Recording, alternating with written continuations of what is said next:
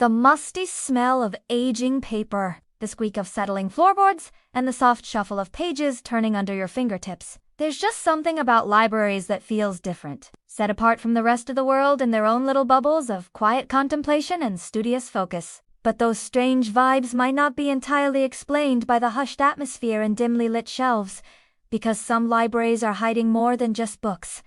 Hi everyone, I'm here to tell you the stories behind the secrets held within these four walls. And today we are going to look at the dark side of literature and explore some scary stories from some very real haunted libraries. Our first stop is the West Yorkshire Archives Service in Wakefield, England. When it was built in 1892, this grand Victorian building was intended to be a gift to the town from one of its wealthy Maloning families. The Wrights. It was originally meant to house the family's collection of books, documents, and artwork, which they wanted to share with the community after their passing. But the Wrights were quite attached to their precious artifacts and stipulated in their will that if any damage came to the collection, it would all be destroyed. This led to the curious situation of the building standing empty for decades while the trustees argued over who was responsible for maintaining the building and its contents. Eventually, these responsibilities fell to the local library service, but they had to tread carefully to avoid any potential damage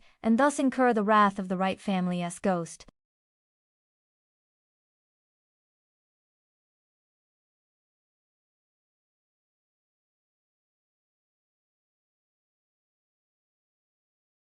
Some believe this could be the spirit of Frederick Dayton, Wright, who passed away in the building in 1942.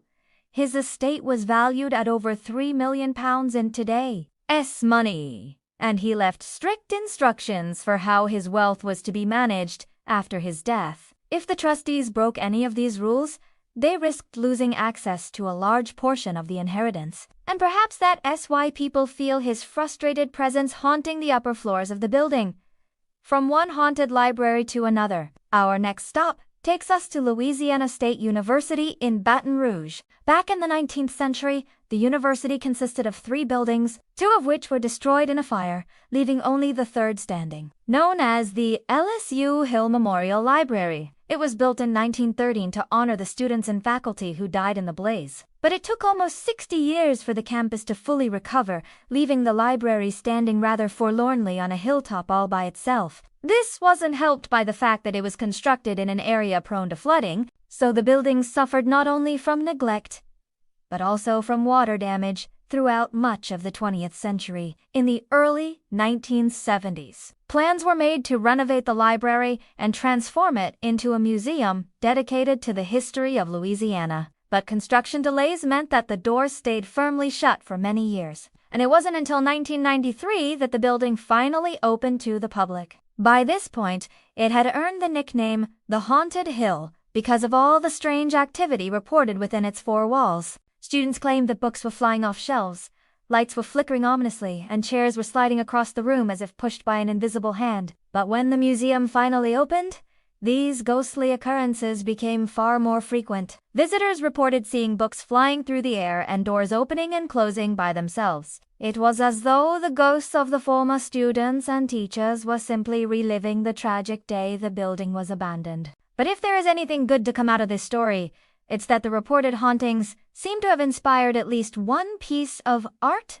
Local artist George Dunbar created a painting titled Bookmobile based on the legend of the LSU Hill Memorial Library. Let's cross the pond now and visit the Columbia University Libraries in New York City. The university has multiple library buildings scattered around the campus, but the main research library contains over 8 million items spanning a huge range of subjects and time periods. One of the most popular areas is the Map and Media Division, home to over 1 million architectural drawings, prints, and photographs. It's also home to one of the most famous literary ghosts in the world, none other than the author whose books are the reason we're all here. That's right.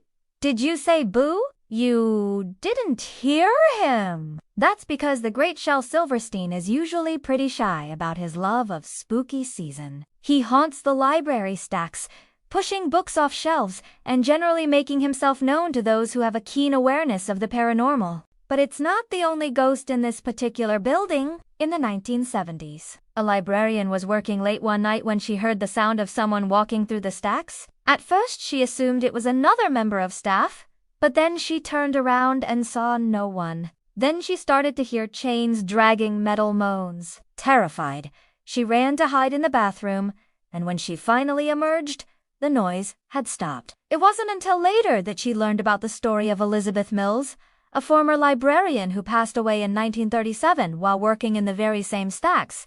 Her ghost is said to wander the shelves at night, searching for her lost cat, which also died in the library. And we couldn't talk about haunted libraries without mentioning the British Library in London, spread over 3 blocks and housing over 170 million items. This is the largest library in the United Kingdom and among the largest in the world. It's a treasure trove of historical artifacts, including some of the oldest and rarest books ever written. But it's also home to a variety of ghosts who are just as old. The first is that of Thomas, Lord Croft, who died in 1740 and is said to haunt the main reading room. Visitors and staff alike claim to see his ghost sitting at one of the tables, engrossed in a book. Then there's the ghost of Sir John Chudleigh, who worked in the library during the 18th century. He was a friend of the artist William Hogarth and helped him compile the collection of books and manuscripts that formed the basis of the British Library. According to legend, he died while cataloging a particularly valuable manuscript, and his ghost can sometimes be seen holding a heavy tome close to his chest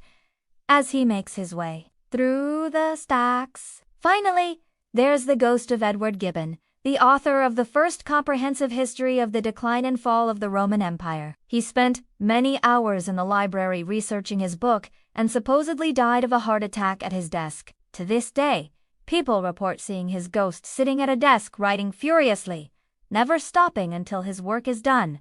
From the stacks of the British Library, let's venture into the more modern confines of Boston Public Library. Built in 1854. This magnificent building is one of the oldest public libraries in the United States, and it was designed by architects to be as awe-inspiring as possible. With its soaring ceilings and ornate carvings, it's easy to get lost in the grandeur of the space and forget about everything else in the world. But if you do happen to glance up at the ceiling, you might just catch sight of a ghostly face peering down at you. It's the ghost of one of the library's former trustees, Charles Jackson, who died in 1859, just 8 years after the building was completed. He is said to appear as a translucent figure wearing 19th century clothing, and he can often be seen standing at the top of the stairs leading to the balcony.